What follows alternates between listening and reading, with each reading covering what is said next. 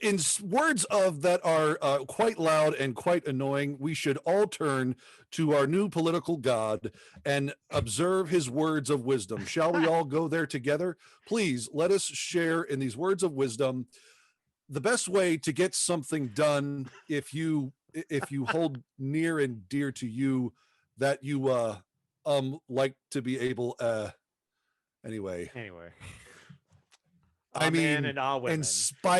inspiring words. I don't know how you can't get away.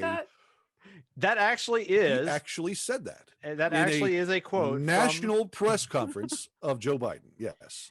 And in fact, it's kind of a funny occurrence to begin with, because this is the first public press conference of President Biden, held 65 days into office.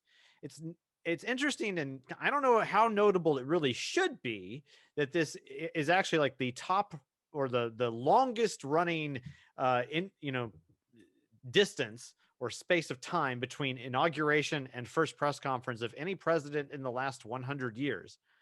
Literally, Silent Cal or Calvin Coolidge comes up second to this, which was still only something like 5 weeks instead of 65 days. So there was no State of the Union. Isn't that usually done by now? Nope, not typically. No, okay. I don't pay close attention. No, it's no big deal. We have to wait until next year, I believe. But and so there's been a lot of criticism in the press about this, especially from the conservative pundits. I'm not entirely sure why, though, because to me it's kind of like presidents golfing. Do we want them to? It's like we really want presidents to golf more. We'd prefer that to happen. Sure. And why not? And it's kind of like we want more golf. Why not less talking? And so I don't really find that to be a substantive criticism. But there's a number of other things that are within this press conference that were notable. Oh, I will also point out that it's also similar to the way we would talk about, and I'm sure Jason will recall this, the actions of the Texas legislature, where I believe the old saying goes that the Texas legislature meets for 100 days every 2 years, but we'd much rather those numbers be flipped. Right.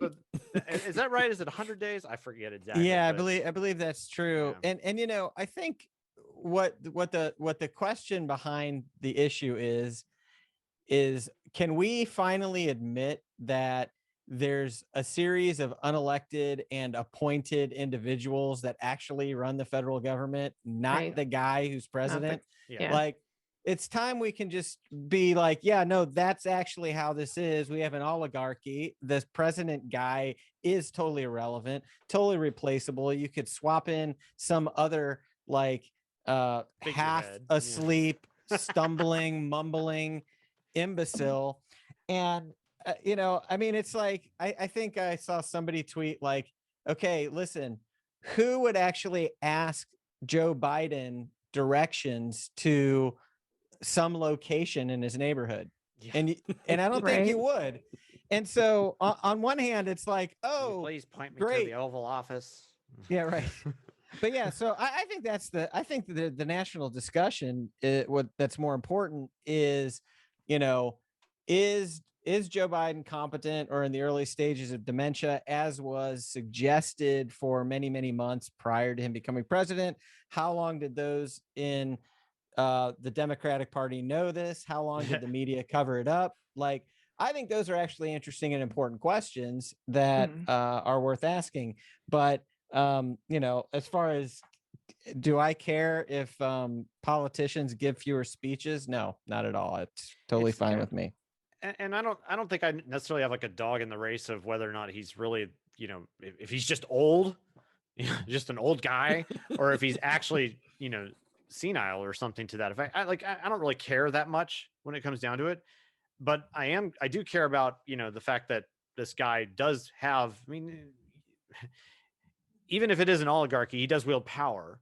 And it also, it is in his interest, definitely acts just like influence. This. Yeah. Well, and he's trying to maintain this mythos of his own importance. And that comes, I think, really, really forward in the first 3 to 4 topics that come up in this press conference, which are things like the first thing he brings up is the vaccination report. The second is the American Rescue Plan, which is basically your STEMI check, then immigration, and then foreign policy. So I do want to note that the way he opens this whole press conference with, you know, oh, by the way, just want to let you know, 100 million vaccinations in the first 100 days was the goal, and we did it in 58 days. And now it's I'm not sure, like now it's going to be an even bigger goal, but we're going to try and get 200 million in the first 100 days. And I just have to kind of go like, act like this is a big deal. But when you really look at it, by any measure you can really think of, if you were like 100 million in the first 58 days, if that was achievable, then like some sort of stretch goal is just ridiculous, because they're already on track for it, like beyond, Right. well beyond that. And it's not because that the logistics of it are being controlled top down by the presidential Oval Office, and they're doing a great job of it, because it's still, by any stretch of the imagination, pretty disjointed. It's difficult to figure it out. And yet individuals in their own sort of ways are figuring out how to get vaccinated, and they're doing the best they can. I got mine scheduled now, and it's like, it's all working out. It's not because of the freaking federal government. It's not, it's a no. And you know, so this is basically, it's But like Norman, a no. can you deliver 100 million vaccinations in 58 days? But no, I'm but just see, saying, that's the kind of thing, is that the weight of nobody power. can. And nobody it's is. just like, Like, No, it's not you're one right. person is. yeah, Yes. it's just like iPencil, man. Right? Yes. Nobody knows how to build a pencil. It takes a massive apparatus of individual actors acting in, you know, harmonizing interests together to make this work in the first place. And to act like that this is some sort of grand accomplishment is really kind of braggadocio to begin with. But secondarily, it's like, now it's not even a question. It's like, well, here, can we attach a 200 million? Yeah, of course, because yeah, we're like, it seems like everybody's doing it. They're doing it fine. Let's claim credit. And it's really silly just how the federal government has just botched this every step of the way. And, you know, the only time they're getting it right is when they get out of the way, and then they're still going to, you know, take credit for getting something done. Take your legs and run in front of the parade and say, gee, aren't I doing a great job? Oh yeah. Yeah. It's Norman, as excited as you are about this, it sounds like you're new to this.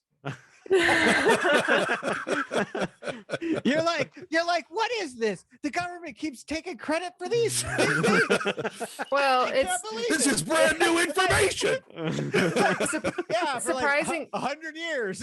Yeah, what's surprising to me is you know, we've been talking about the emperor not having any clothes for a long time, but I'm surprised they aren't even deep faking the clothes anymore. Like, they could totally deep fake Biden's speeches now. Yeah. Well, with great lines like, anyway, I don't know why they're not. It's absolutely. Anyway. And by the way, I would have to say, Norman, you brought up a fantastic line.